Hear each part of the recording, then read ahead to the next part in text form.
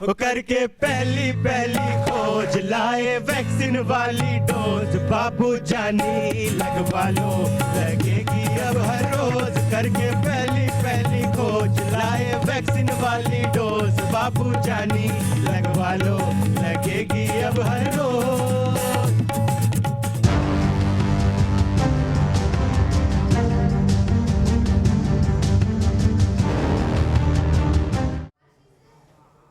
News nation पर आपका बहुत बहुत स्वागत है। आपके साथ मैं हूं राकेश पांडे।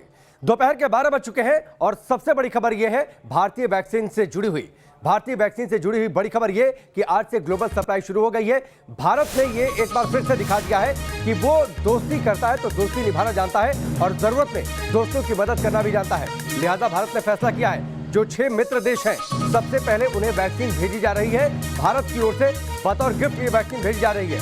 भारत ने भूटान को 1.5 लाख वैक्सीन की डोज भेज दी है जो कि भूटान पहुंच भी चुकी है। भारत ने मालदीव को 1 लाख डोजेस भेजी है कोरोना वैक्सीन की। बांग्लादेश को 20 लाख डोज भेजने का फैसला किया गया है। जल्द ही ये वैक्सीन 25 तारीख तक हो सकता है पहुंच जाए बांग्लादेश। नेपाल, सेशल्स को भी वैक्सीन भेजने का फैसला किया गया है। इसके साथ ही श्रीलंका को भी वैक्सीन भेजने का फैसला किया गया है। जो 6 देश हैं, इंडिया का ये वैक्सीन गिफ्ट है 6 देशों को, 6 मुल्कों को। और इस फैसले के जरिए भारत ने दिखा दिया है कि आपातकाल में, पैंडेमिक की सिचुएशन में भी भारत अपने दोस्तों को नहीं भूलता। मालदीव को, म्यांमार को, यानी किन किन देशों को भारत ने वैक्सीन भेजने का फैसला किया है वो हम आपको इस ग्लोब के जरिए दिखा रहे हैं। और दरअसल ये भारत का एक मानवतावादी चेहरा है, एक ह्यूमैनिटेरियन ग्राउंड पर भारत ने फैसला लिया है। भूटान को डोज पहुंच चुकी है 1.5 लाख डोज, बांग्लादेश को 20 लाख डोज भेजी जा रही है। ये 25 या 26 तक हो सकता है कि बांग्लादेश पहुंच जाए। तो भारत का ये वैक्सीन गिफ्ट है। जो मित्र देश हैं, जो पड़ोसी देश हैं, नेपाल को भी भेजा जा रहा है। नेपाल के विदेश मंत्री अभी कुछ दिन पहले भारत के दौरे पर आए थे। यहां पर विदेश मंत्री और रक्षा मंत्री से उनकी मुलाकात हुई थी। उस दौरान बाकायदा इस पर चर्चा हुई थी। सेशल्स को भी वैक्सीन भेजने का फैसला किया गया है। पीएम मोदी ने खुद ट्वीट करके इस बात की जानकारी दी कि भारत अपने दोस्तों के साथ मुश्किल हालात में खड़ा रहना जानता है और हमारे रिश्ते बेहद करीबी रहे हैं इन देशों के साथ। 6 तस्वीरें आपकी टेलीविजन स्क्रीन पर और इन 6 तस्वीरों के जरिए आप समझिए भारत के इस बड़े फैसले को, उसके असर को। भूटान को 1.5 लाख डोज, बांग्लादेश को 20 लाख डोज, नेपाल को भी वैक्सीन दी जाएगी, मालदीव को 1 लाख डोज, म्यांमार और सेशल्स को भी वैक्सीन देने का फैसला कर लिया गया है।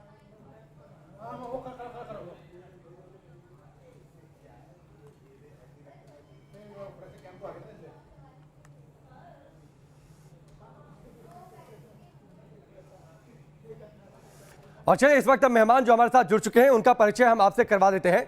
चंदा चौधरी जी हमारे साथ जुड़ चुके हैं जो कि पूर्व मंत्री हैं नेपाल के। आंचल मल्होत्रा जो कि राजनयिक हैं। फखर यूसुफजई पाकिस्तान से हमारे साथ जुड़ चुके हैं। शहरयार कबीर जो कि वरिष्ठ पत्रकार हैं बांग्लादेश के, वो हमारे साथ जुड़ चुके हैं। राजुल गोयनका जो कि सदस्य हैं म्यांमार भारत बिजनेस चैंबर के, वो भी हमारे साथ जुड़ चुके हैं। रसिका जायकड़ी जो कि एसजेबी पार्टी श्रीलंका में है, उसके सदस्य हैं। अहमद अमजद हमारे साथ जुड़ चुके हैं जो कि अध्यक्ष हैं friendship association of India and Maldives के। डॉक्टर विनोद मिश्रा जी जो कि सेक्रेटरी जनरल हैं वर्ल्ड हिंदी मॉरिशस के। इन सबका हम रुख करें और सवाल हम शुरू करें और भारत के इस बड़े फैसले के बारे में बातचीत करें, लेकिन उससे पहले एक रिपोर्ट आप देखिए।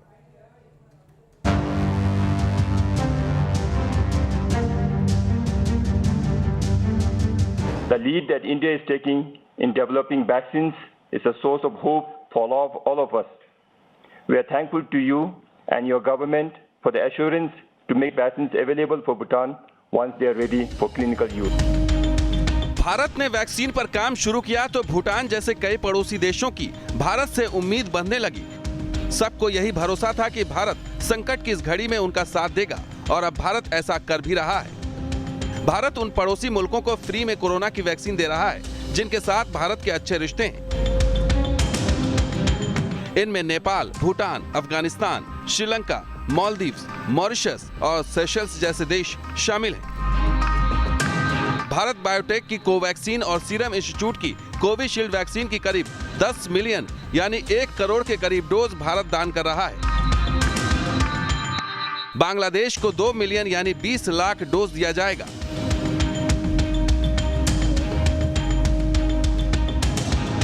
पड़ोसी देशों को बुधवार से वैक्सीन देने की जानकारी पीएम मोदी ने ट्वीट करके दी।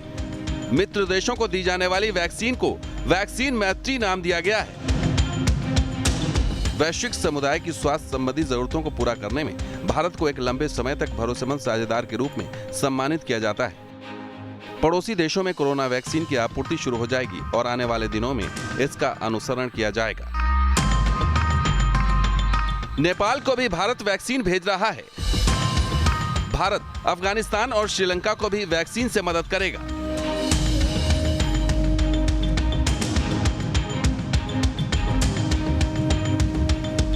जिन देशों की मदद करने का फैसला भारत ने किया है, उनमें फिलहाल पाकिस्तान का नाम दूर दूर तक नहीं है। हालांकि पाकिस्तान उम्मीद लगाए बैठा है कि उसे भारत से वैक्सीन जरूर मिलेगी। इमरान खान ने तो इस उम्मीद में अपने देश में भारतीय वैक्सीन के इमरजेंसी इस्तेमाल की इजाजत तक दे डाली है, यानी भारत से वैक्सीन मिली नहीं और इजाजत पहले दे दी।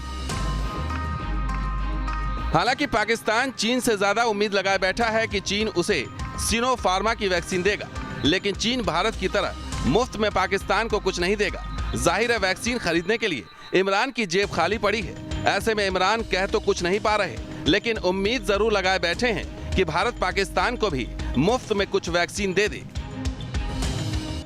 जानकारों का मानना है कि पड़ोसी देशों को वैक्सीन डोनेट करके भारत चीन के सामने बड़ी चुनौती खड़ी करेगा, क्योंकि मुश्किल वक्त में भारत पड़ोसी देशों का सहारा बना है, जबकि कोरोना संकट के बाद से चीन की पकड़ कई देशों पर कमजोर हुई है और इसका फायदा भारत को भविष्य में जरूर मिलेगा। Team news nation. प्रधानमंत्री मोदी ने जब हिंदुस्तान में वैक्सीनेशन ड्राइव को लॉन्च किया था तो उसकी थीम थी सर्वे भवन्तु सुखिनः सर्वे सन्तु निरामया। भारत की जो संस्कृति रही है, भारत की जो परंपरा रही है, वसुधैव कुटुंबकम की परंपरा रही है, यानी हम पूरी धरती को अपना परिवार मानते हैं और इसीलिए भारत ने सबसे पहले जो पड़ोसी मुल्क हैं, जो दोस्त हैं, उन्हें वैक्सीन देने का फैसला किया है। मेहमान हमारे साथ जुड़ चुके हैं और अगले 1 घंटे तक अलग अलग देशों के इन प्रतिनिधियों से हम जुड़ेंगे, बातचीत करेंगे और ये जानेंगे कि भारत का फैसला उनके लिए कितना महत्वपूर्ण है और किस तरीके से मिलकर हम कोरोना पर विजय पालेंगे। सबसे पहले चंदा चौधरी जी, मैं आपका रुख करता हूं। आप पूर्व मंत्री रहे हैं, सांसद रहे हैं नेपाल में। नेपाल भारत का पुराना सहयोगी रहा है। इसके साथ ही जो संबंध है वो रोटी और बेटी का संबंध है नेपाल के साथ। नागरिकों के संबंधों पर आधारित है हमारे रिश्ते। भारत के इस फैसले को आप कैसे देखते हैं, नेपाल को वैक्सीन देने का? धन्यवाद आपको। भारत का ये फैसले के लिए मैं सबसे पहले अपने तरफ से और नेपाली जनता की तरफ से बहुत बहुत धन्यवाद देना चाहती हूँ कि भारत ने जो फैसला लिया वो बहुत ही सराहनीय है और इनका जितना भी सराहनीय वो करे धन्यवाद दे कम ही है। मैं धन्यवाद देना चाहती हूँ प्रधानमंत्री आदरणीय नरेंद्र मोदी जी और भारतीय जनता को, और खासकर जिन्होंने ये वैक्सीन तैयार किया उन सभी विज्ञ विद्वान को मैं बहुत बहुत धन्यवाद देना चाहती हूँ।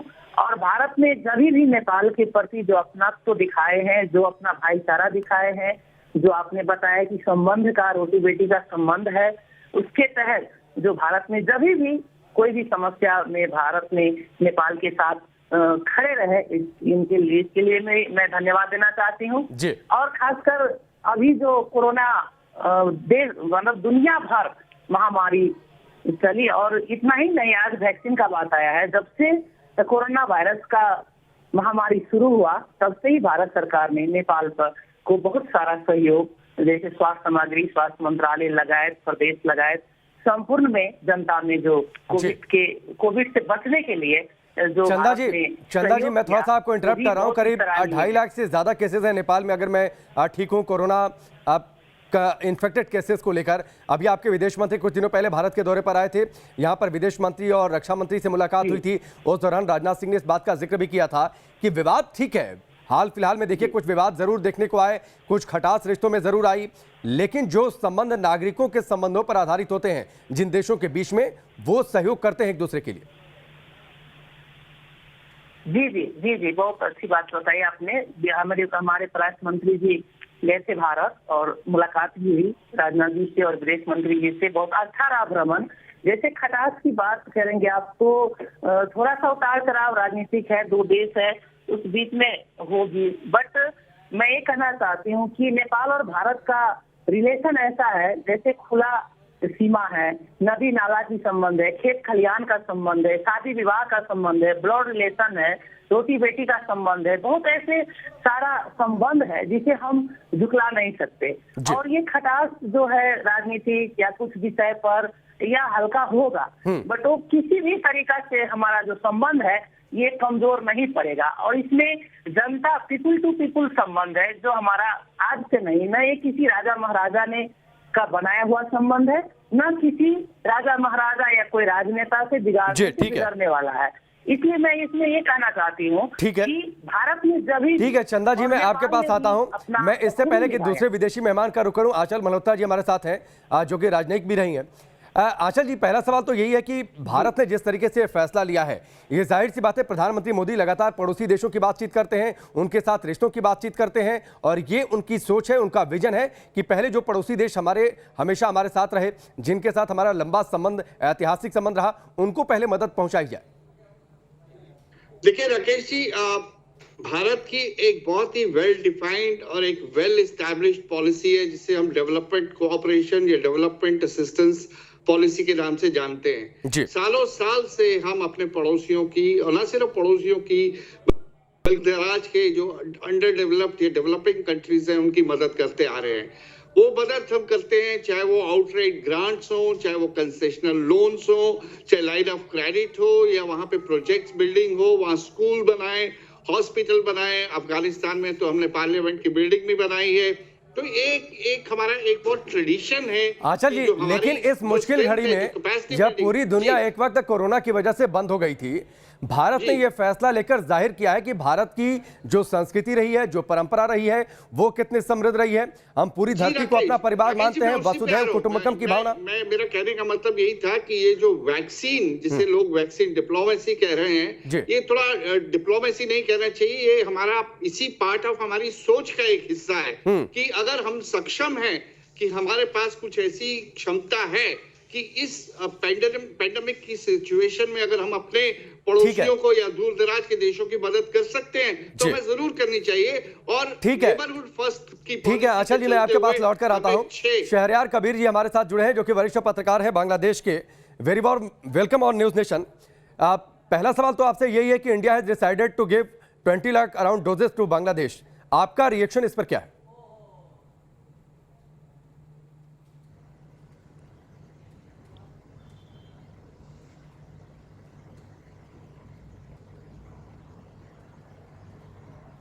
शहरयार कबीर जी।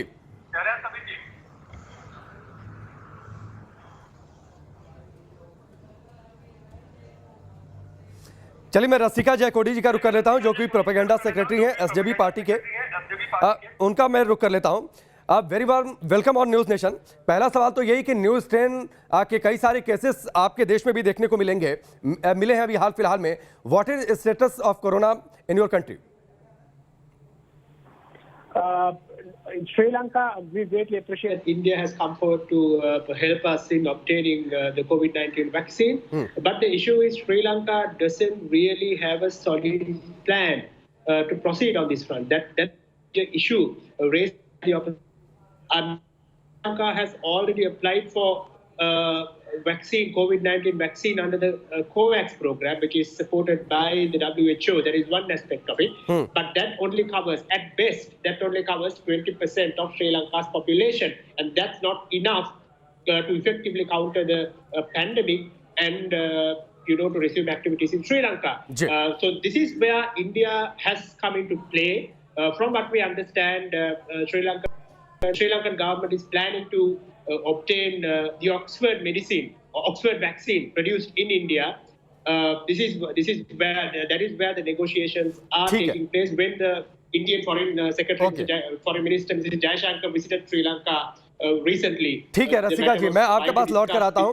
अहमद अमजद जी हमारे साथ जुड़े हैं, जो कि प्रेसिडेंट है friendship association of India and Maldives के। Very warm welcome on news Nation. Your country is the first country which is getting vaccine by India. Air India flight is reaching at 2 p.m. at Vilena International Airport. Your first reaction on this? Assalamu alaikum and thank you very much. So it's a very good news for the people of Maldives that India is supplying the COVID vaccine to Maldives as the first country. and this is a very happy news for all the Maldivians today. So this shows that the close relation between India and Maldives, and I'm sure this will be a very good and happy news for all the people of the country. So this is a very, very good time and for the country, you know. And India has always been there to support Maldives, and we can say that India is a true friend of Maldives, you know, because whenever we have trouble in Maldives, India is the first neighbor country who is supporting us this much. And even with this pandemic also, India has supported Maldives a lot, and supplying this vaccine to the Maldives is a very good hope for the Maldivian people. And Maldives has been doing a very good controlling in this pandemic COVID-19 with good action has been taken by the Maldives government to control this vaccine in the Maldives. And I think this is a good sign, and it's a great day for Maldives. Okay Fakhar Yusuf जई हमारे साथ जुड़े हुए हैं, जो कि पाकिस्तान के हैं, फॉरेन एक्सपर्ट हैं, वो भी हमारे साथ जुड़े हैं। फ़खर यूसुफ जई जी, बहुत बहुत स्वागत है आपका न्यूज़ नेशन पर। पाकिस्तान की रणनीति क्या है कोरोना वैक्सीन को लेकर? भारत में जो वैक्सीन बनी है सीरम इंस्टीट्यूट ऑफ इंडिया की, उसे मंजूरी दे दी गई है, आगे आप लोगों की रणनीति क्या है?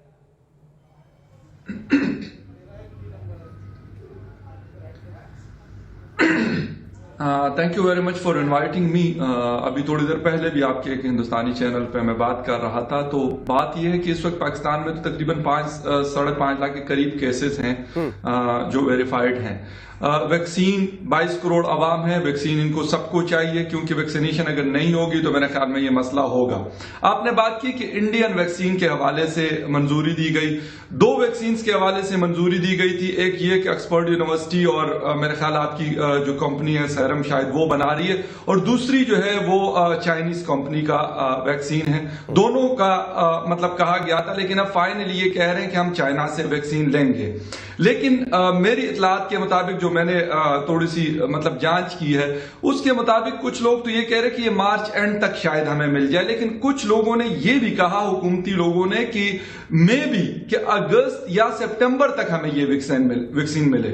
आपने बात की हिंदुस्तान से लेने की, तो आपको पता है कि पाकिस्तान और हिंदुस्तान का आपस में ये, मैं इसको इस ड्रामा इसलिए कहता हूं, इसको वर्ड ड्रामा इसलिए मैं यूज कर रहा हूं कि एक होती है इंसानी बुनियादों पर किसी चीज की जरूरत। अगर कोई मर रहा है और आप ये देख रहे हो कि यार हिंदुस्तान से तो हमारी बनती नहीं है, हिंदुस्तान से तो हमारे बहुत सारे मसाइल हैं, लेकिन हम वहां से वैक्सीन अगर उनके पास अवेलेबल है, वो पूरे इस रीजन को दे रहे हैं, वो बांग्लादेश को दे रहे हैं, नेपाल को दे रहे हैं, अफगानिस्तान को दे रहे हैं, ये साथ हमारे अफगानिस्तान है, लेकिन पाकिस्तान उनसे नहीं लेगा, क्योंकि पाकिस्तान की नाक कट जाएगी, पाकिस्तान छोटा दिखने लगेगा।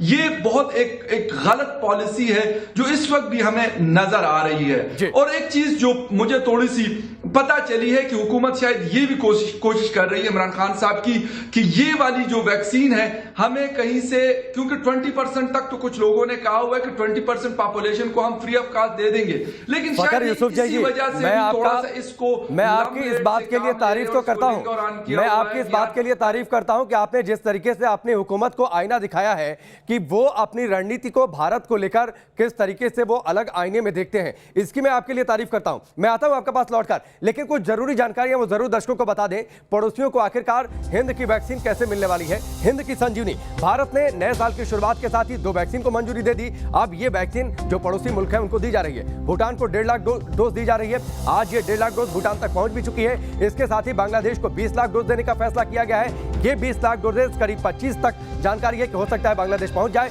मालदीव को 1 लाख डोज देने का फैसला किया गया है। इसके साथ ही जो अलग अलग जो पड़ोसी मुल्क है, नेपाल को वैक्सीन दी जा रही है। नेपाल और सेशल्स को 10 लाख से ज्यादा डोज देने का फैसला किया गया है उनके रिक्वेस्ट के बाद।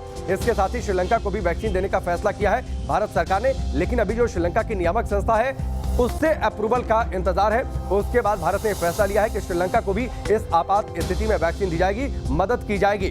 भारत ने यह दिखा दिया है कि वसुधैव कुटुंबकम की उसकी जो भावना, जो परंपरा रही है, उसी परंपरा पर भारत आगे बढ़ेगा और इस आपात स्थिति में अपने मित्रों के साथ, अपने पड़ोसियों के साथ खड़ा रहेगा। वैक्सीन की सप्लाई की जाएगी अपने देश में वैक्सीनेशन के साथ साथ, ताकि इस पूरी दुनिया से कोरोना नाम की महामारी को खत्म कर दिया जाए। सारे मेहमान इस वक्त हमारे साथ बने हुए हैं। एक ब्रेक के लिए रुकेंगे, बहुत जल्द वापस लौटते हैं। न्यूज नेशन पर एक बार फिर से आपका बहुत बहुत स्वागत है। ब्रेक के बाद भी हमारा वैक्सीन मैत्री कॉन्क्लेव जारी है। भारत ने बड़ा फैसला लिया है। भारत ने जब वैक्सीनेशन ड्राइव को लॉन्च किया था तो उसकी थीम थी सर्वे भवन्तु सुखिनः सर्वे सन्तु निरामया। भारत की जो परंपरा रही है वो वसुधैव कुटुंबकम की परंपरा रही है और इसी परंपरा के तहत भारत ने अपने मित्र देशों को वैक्सीन देने का फैसला किया है। सारे मेहमान इस वक्त हमारे साथ जुड़े हैं। डॉक्टर विनोद मिश्रा जुड़े हुए हैं, इसके साथ ही चंदा चौधरी जुड़ी हैं, रज़का जायकुड़ी हमारे साथ जुड़े, आंचल मल्होत्रा ये हमारे साथ जुड़े, फखर यूसुफजई पाकिस्तान से, उनसे भी हमने बातचीत की है, अहमद अमजद, इसके साथ ही राजुल गोयनका भी हमारे साथ जुड़े हुए हैं। लेकिन उससे पहले कुछ तस्वीरें ग्राफिक्स के जरिए हम आपके सामने रखते हैं, किस तरीके से भारत ने ये बड़ा फैसला लिया है। हिंद का ये टीका किस तरीके से दुनिया का रक्षक बनने को तैयार है। भारत दुनिया में सबसे बड़ा वैक्सीनेशन प्रोड्यूस करने वाला देश है। लेकिन फिलहाल इस मुश्किल घड़ी में मालदीव को 1 लाख डोज देने का फैसला किया गया, बांग्लादेश को 20 लाख डोज देने का फैसला किया गया। जो 6 पड़ोसी मुल्क हैं उनको खास तौर पर भारत ने ये वैक्सीन देने का फैसला किया है। श्रीलंका में अभी मंजूरी का इंतजार है।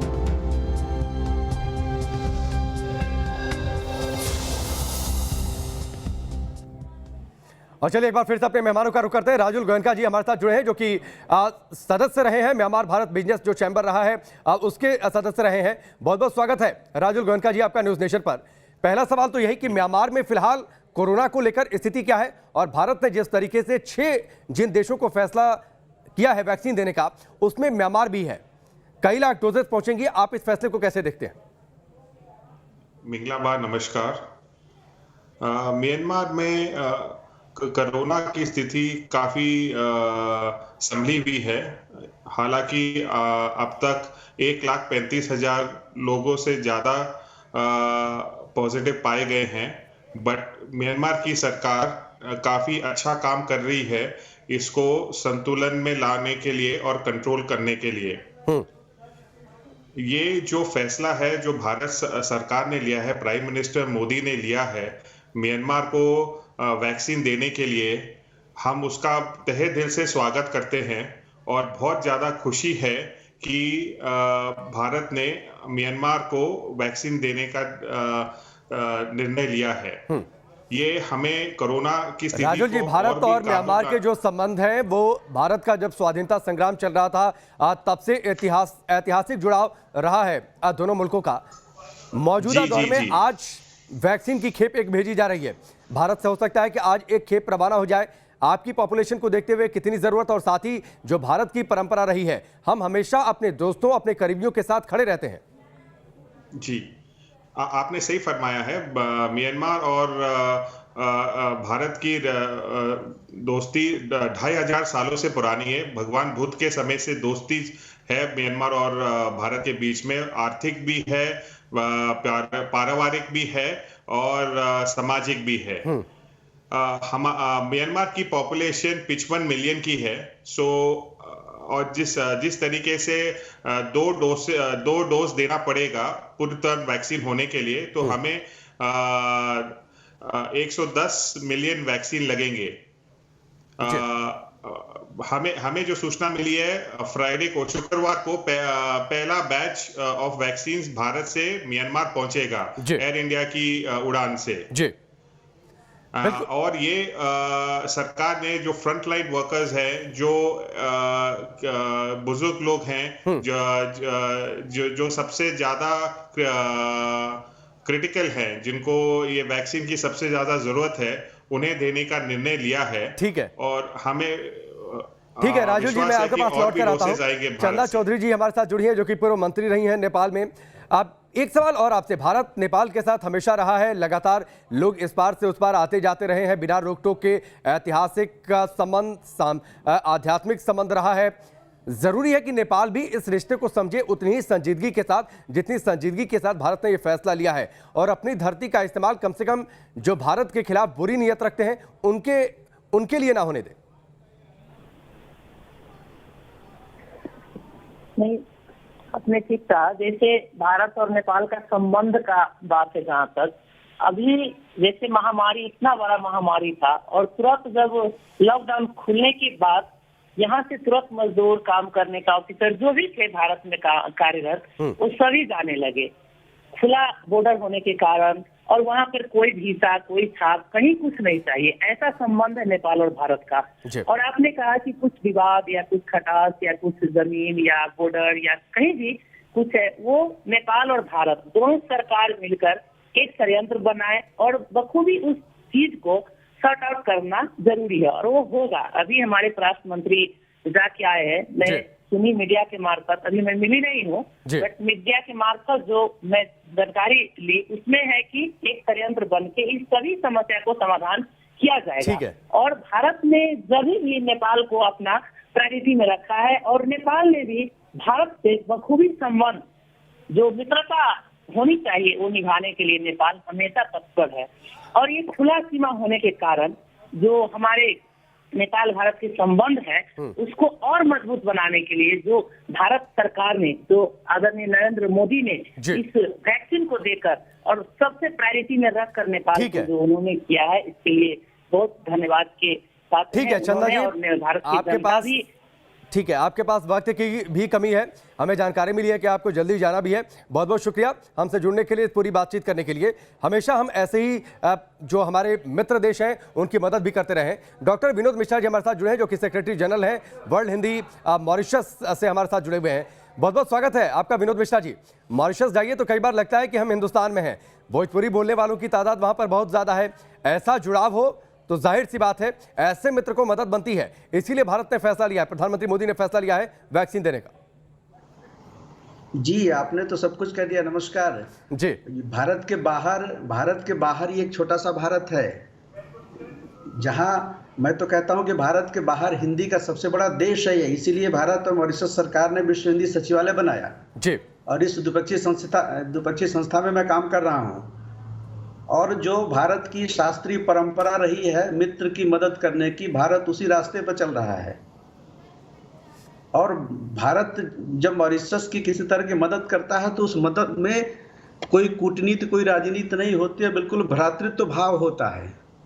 वो भाईचारे के रूप में मदद करता है। तो भारत के बाहर एक ऐसा भारत जहां पूरी भारतीयता रची बसी हो। आप लोग आते हैं, जाते हैं, देखते होंगे, लगता ही नहीं कि भारत के बाहर का कोई Bharat.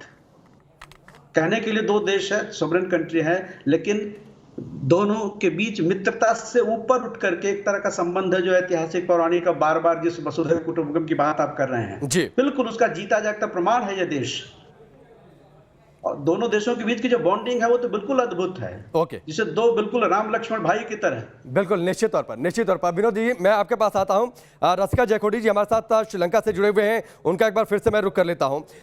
India has decided to provide vaccine under Maitri programme, what's your take? और एक और सवाल इसी से जुड़ा हुआ है कि will it boost Indo Sri Lankan ties?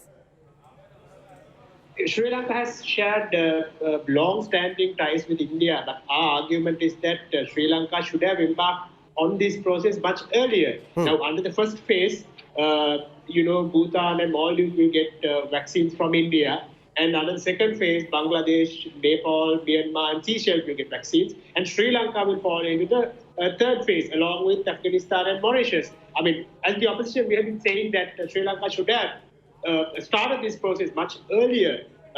India, we appreciate India's support. We appreciate the, helping hand led by India.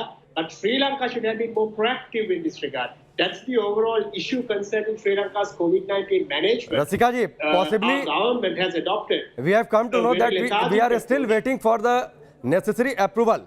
Yes. I think this may be the reason. Yes, so the delay is due to a problem in Sri Lanka. The delay is due to the regulatory framework in Sri Lanka, nothing to do with India. Exactly. What we say, that's why we say Sri Lanka should have started this process much earlier. Then the approval would have been given at this point in time. The issue right now is that our regulatory framework takes a long time, and the government should have foreseen this and started this process much earlier. That's where the delay is. Nothing to do with India. And India, we fully appreciate India's support in this regard, but the issue is with the Sri Lankan government. The issue is on the part of the Sri Lankan government. Okay. That's what the opposition has been saying right throughout. Okay, Rasika ji, India is ready, and whenever there will be approval, vaccine will be provided to Sri Lanka. आप कुछ तस्वीरें graphics के जरिए हम दिखाते हैं कुछ जरूरी जानकारियां। आखिरकार हिंद का जो टीका है वो कैसे रक्षक बन रहा है, संजीवनी क्यों है। एक तो सबसे बड़ी वजह यह है कि भारतीय वैक्सीन की जो कीमत है वो काफी कम है।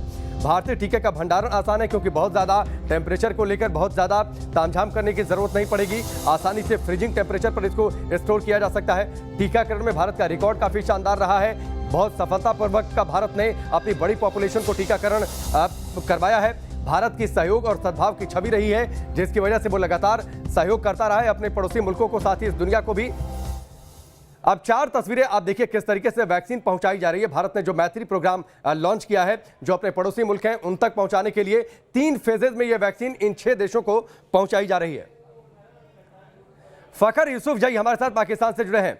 अब फखर यूसुफजई, जो पहले आप बातचीत कर रहे थे, जरूरी है कि पाकिस्तान भी इस बात को समझे। आपने उस बात का इशारा किया, हिंदुस्तान से जुड़ेंगे, हिंदुस्तान से वैक्सीन मांग लेंगे, नाक कट जाएगी। पाकिस्तान अगर शुरुआत से अगर बेहतर रिश्ते बनाकर रखता तो शायद आज पाकिस्तान को यह सोचना नहीं पड़ता कि हम हिंदुस्तान से वैक्सीन ना मांगे, हम चीन की ओर देखें।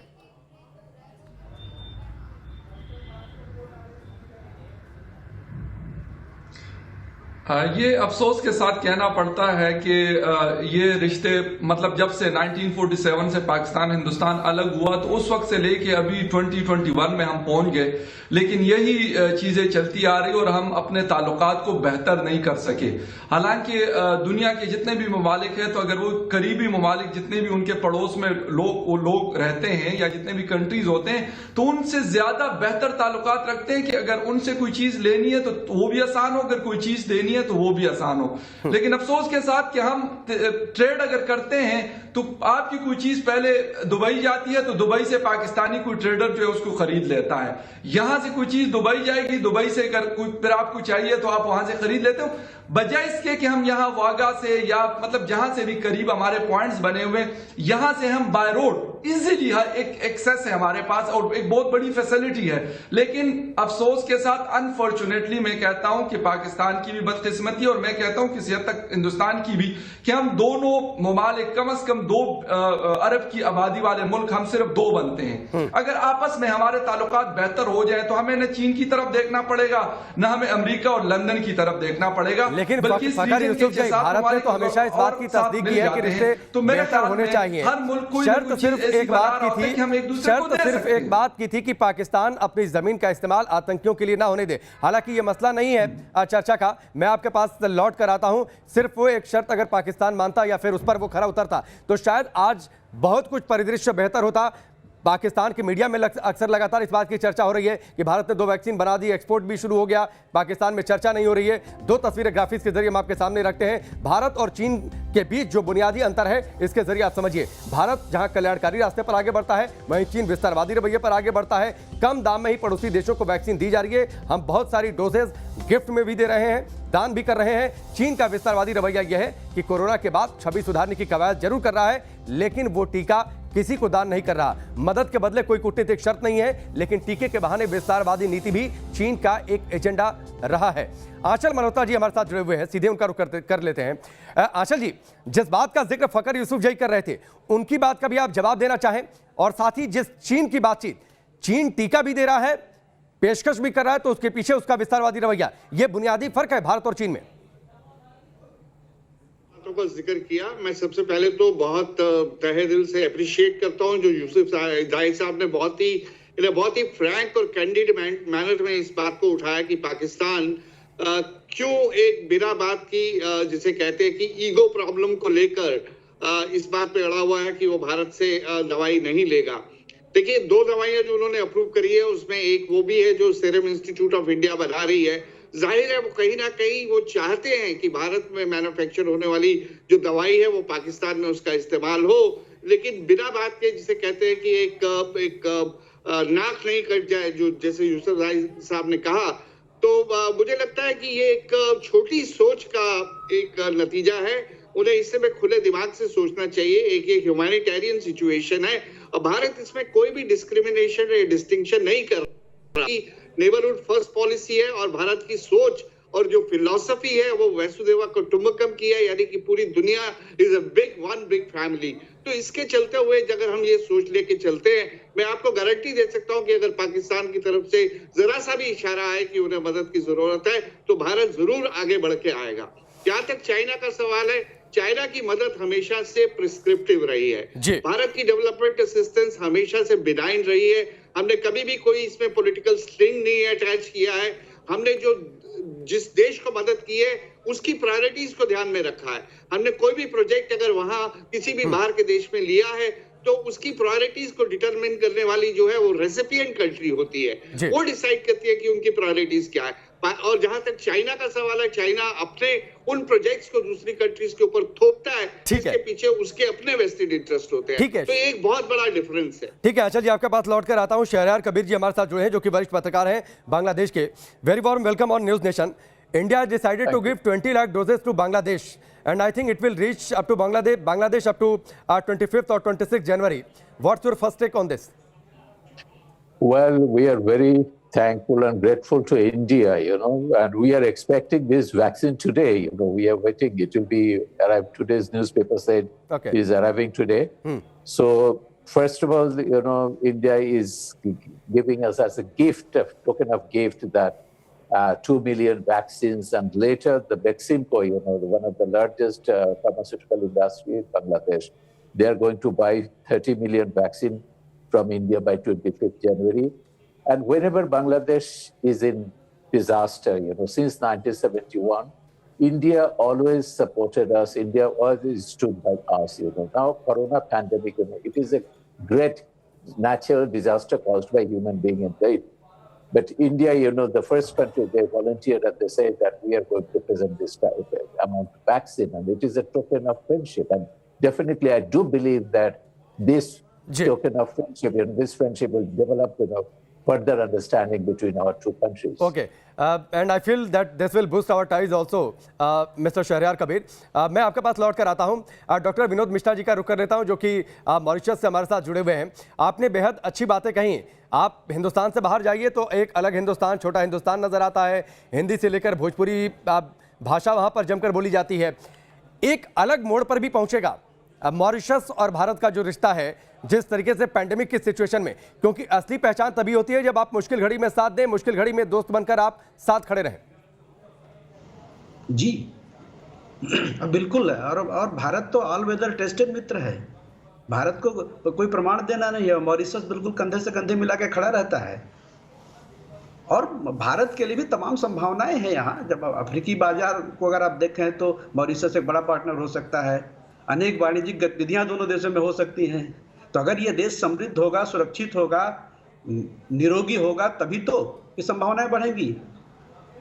और यहाँ भारत और मॉरिशस को जो तकनीकी नवाचार केंद्र के रूप में विकसित करने की बात हो सकती है। शिक्षा सूचना प्रौद्योगिकी के बड़े केंद्र बन सकते हैं यहाँ। जलवायु परिवर्तन की बात आप कीजिए, वहाँ वो साथ दे सकता है। ब्लू इकोनॉमी के लिए कितना अच्छा साझेदार और मित्र बन सकता है मॉरिशस। तो जब ये स्वस्थ रहेगा शारीरिक रूप से, मानसिक रूप से, आर्थिक रूप से, राजनीतिक रूप से, तो निश्चित रूप से एक अच्छे पड़ोसी की भूमिका निभाएगा। और पड़ोसी अगर अस्वस्थ किसी भी रूप में, तो बड़ा दुखदायी होता है। हमने थोड़ी देर पहले विनोद मिश्रा जी ये भी जिक्र किया, चीन ने भी अपनी वैक्सीन लॉन्च की है, लेकिन बहुत सारे देश ऐसे हैं जो चीन की वैक्सीन लेना नहीं चाह रहे हैं। वजह एक तो चीन की मंशा कभी साफ होती नहीं है, वैक्सीन को लेकर कितना भरोसा, ये भी उनके मन में शक है। भारत ने इस वैक्सीन के फील्ड में, फार्मास्यूटिकल फील्ड में भरोसा भी पूरी दुनिया में कायम किया है। भारत तो एक ऐसे मुल्क के रूप में अपना भरोसा कायम किया है, उसके सामने चीन कहीं खड़ा ही नहीं हो सकता। और चीन को लेकर के तो भारत में ढेर सारे मजाक किए जाते रहे हैं चीनी प्रोडक्ट को लेके, तो वैक्सीन को लेके भी किया जा सकता है। और जिसने दर्द दिया है अगर वही दवा देता है तो अविश्वास तो बढ़ेगा मित्रवर। ठीक है विनोद मिश्रा जी, बहुत बहुत शुक्रिया हमसे जुड़ने के लिए। तमाम हमारे मेहमानों का बहुत बहुत शुक्रिया आप हमसे जुड़ने के लिए, इस पूरी बातचीत के लिए। तो प्रधानमंत्री मोदी का यह बड़ा फैसला, जिसकी दुनिया भर में तारीफ हो रही है, अपने पड़ोसी मुल्कों को वैक्सीन देने का। हिंद का ये टीका कैसे दुनिया का रक्षक बनने जा रहा है, पड़ोसी मुल्क उसका इंतजार कर रहे हैं। साथ ही दुनिया भी भारत की ओर उम्मीदों भरी निगाह से देख रही है।